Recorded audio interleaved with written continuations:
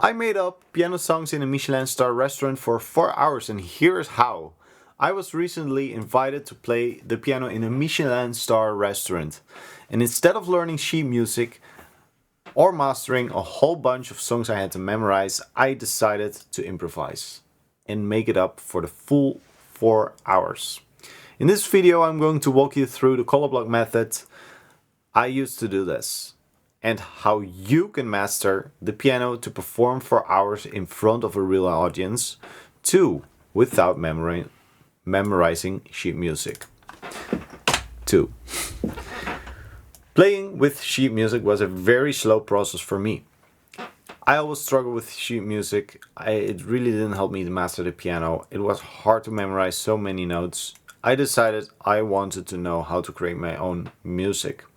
By the way, if you want a copy of this Google Doc and learn more about free piano improvisation, I'm sharing it in my free community. Click the link below in the description to join. It's completely free of charge.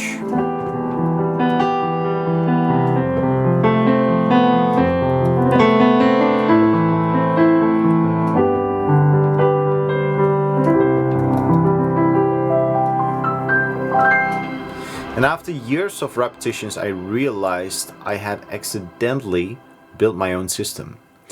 Extremely intuitive and effective for players with prior experience. This can be on the piano, can be on the guitar, can be any other instrument. So the exact steps that I took towards achieving piano freedom are: the first step, color block methods, melody protocol, inversion system, expression training, and cinematic mastery. I will explain every single one of these.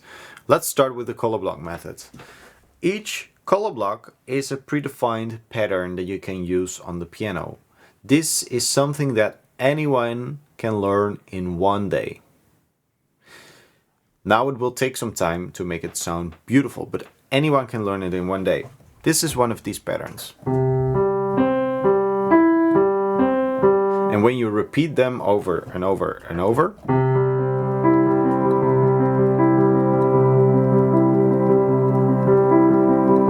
it can sound like that.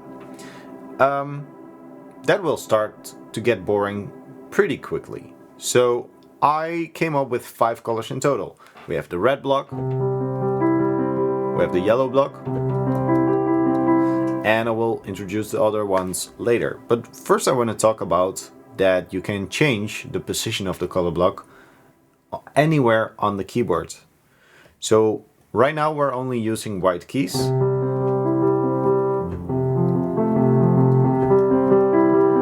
Let's do that a little bit slower. So we have the red block from C.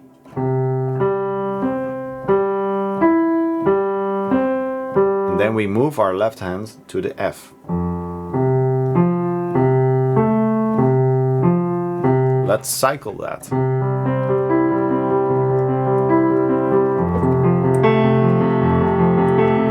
Let's add in another chord.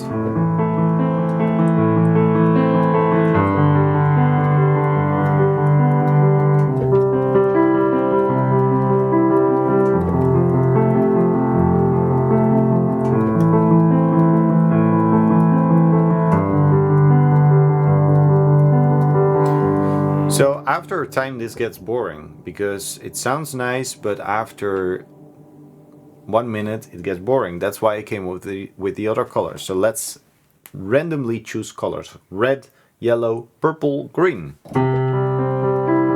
Red, yellow, purple, green. One more time. C red, F yellow, A purple, G green.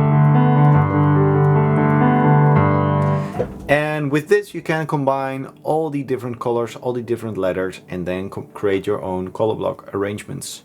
So now we're only playing from white keys. You can also apply this, and this is where it gets especially very spicy, for people with chord knowledge. So if you're playing in G minor, let's say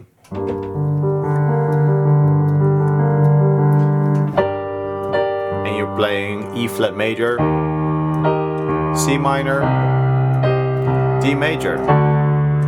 Let's apply the color blocks to it. I will mostly play the red block and sometimes play the yellow block.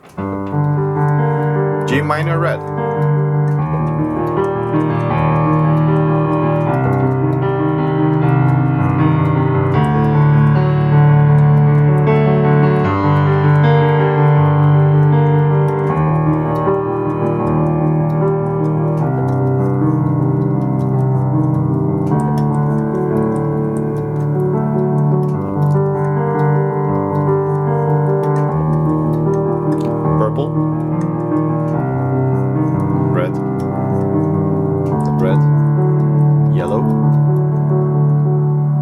You see how quickly we can create organic music, and we have only used the left hand yet.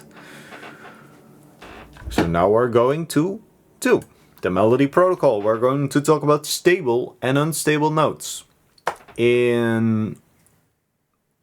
So the magic behind that is that when you have a stable note, it's part of the chord. So when we play G minor, the stable notes are G, B flat, and D.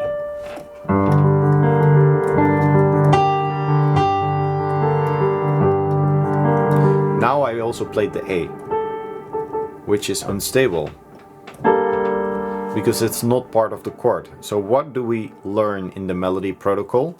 We're going back to the white keys, because it's in order for me to explain something, it's best to use white keys. And then later add in complexity. So we play this little chord progression, C with the red block, for example, and then F, D minor, G. We're going to work on a little exercise that you're only allowed to play stable notes, and you can only fix an unstable one by moving one to the right.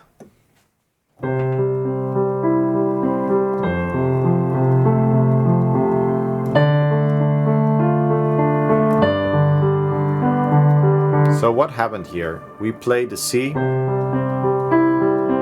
in C major. In F major,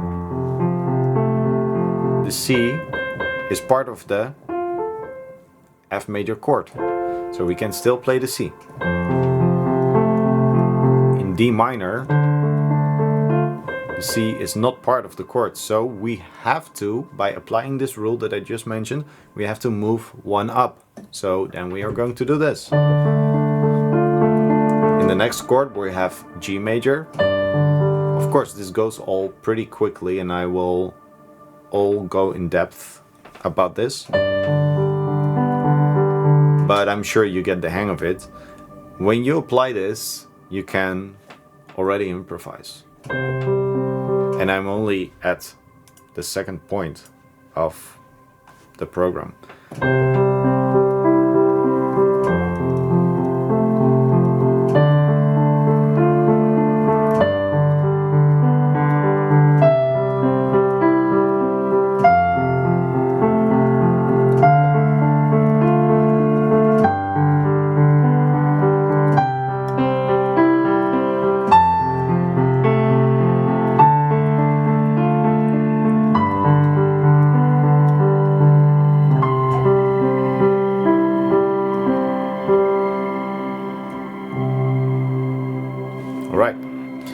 So in the third module, we're going to talk about inversions.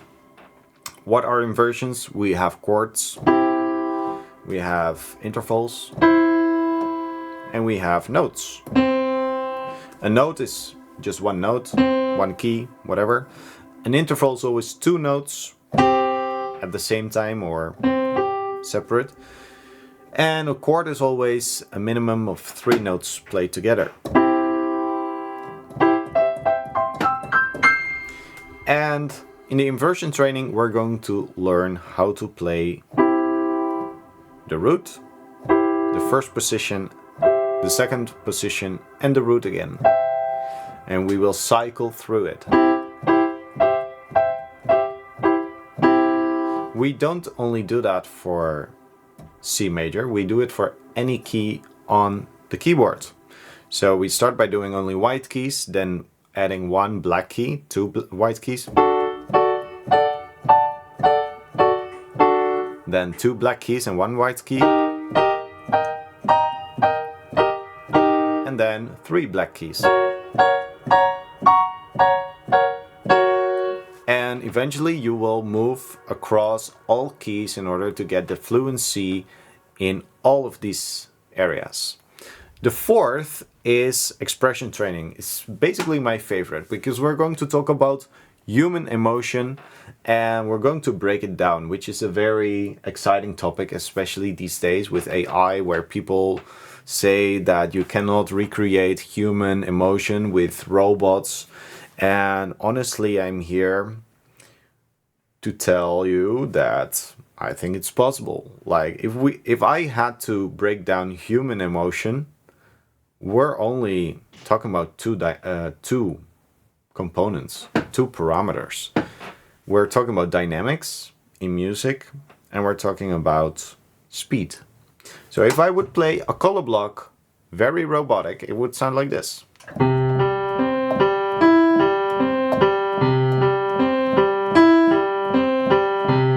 Etc. If I would play it with a lot of emotion, it would sound like this.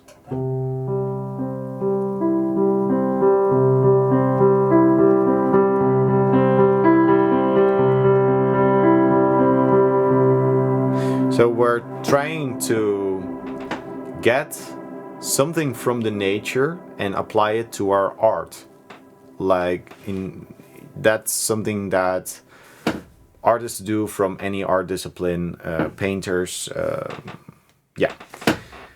So we're not the only one doing that. And I like to look at the shape of an ocean's wave. So when the ocean is flat, it's like that.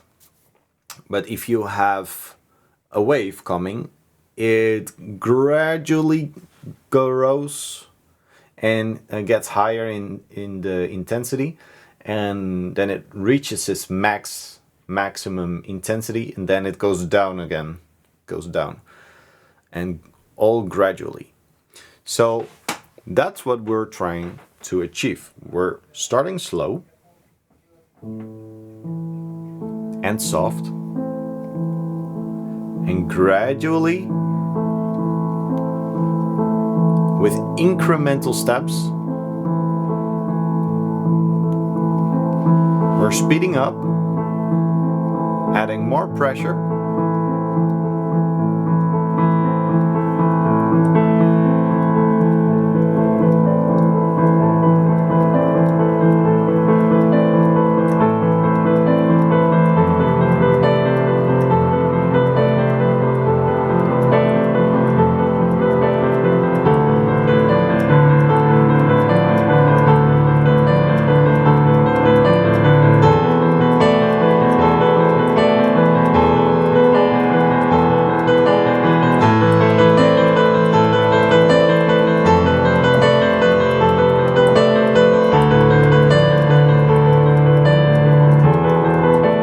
and back.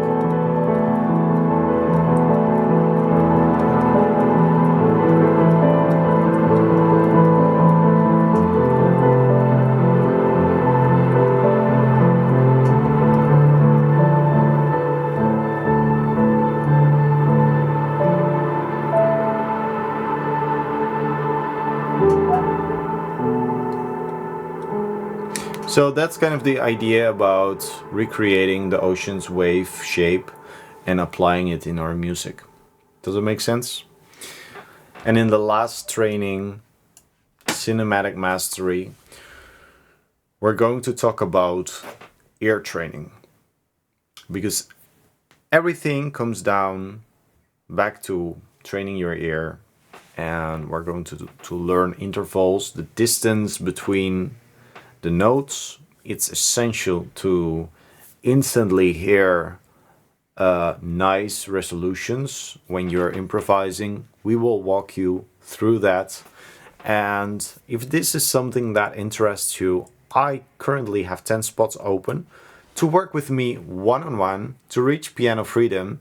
And if you're curious, there's a link to apply in the description. First come, first serve. After I did this for myself, I feel completely free in improvising on the piano. I can play in restaurants, Michelin restaurants, using my color blocks. I can just sit and play in whatever I hear on the radio, from a movie or from memory, and I can instantly create new melodies and instantly come up with beautiful chord progressions and instantly play existing songs from chords and